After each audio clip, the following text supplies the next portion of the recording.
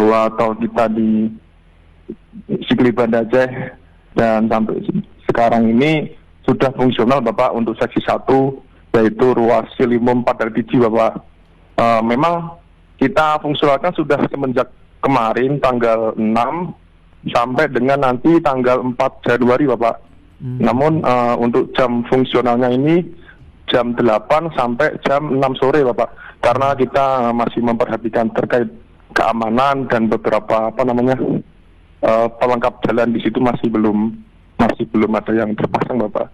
Fungsional ini berlaku untuk golongan 1 dan terutama juga ada tambahan untuk kendaraan logistik masih kita izinkan untuk lewat Bapak. Baik, untuk kendaraan umum sendiri seperti apa nih Pak? Apakah bisa diizinkan? Seperti sebelumnya Bapak, kalau di seksi 1 ini kita masih izinkan untuk golongan 1 saja Bapak.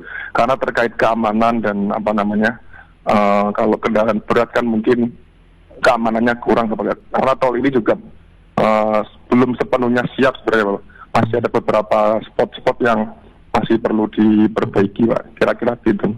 Baik. Terakhir Pak, apakah ada himbauan dan pesan khusus dari Hutama Karya kepada pengendara yang melalui jalur Ciliwung Padangtiji? Ya, kalau dari kami terutama yang pengguna jalan yang lintas di seksi 1 diharap untuk berhati-hati Pak.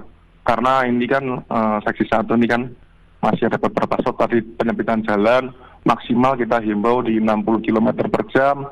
Kemudian seksi 1 ini kan juga sudah untuk peralatan tol sudah kita aktifkan, jadi nanti pengguna jalan akan melakukan tapping Pak di seksi 1 di gerbang tol Padangtiji. Jadi kita himbau pengguna jalan membawa kartu uang elektronik, juga dipastikan isi saldo sebelum masuk tol Pak, mungkin untuk mencegah antrian Pak, mungkin kira-kira gitu Pak. Oke, baik.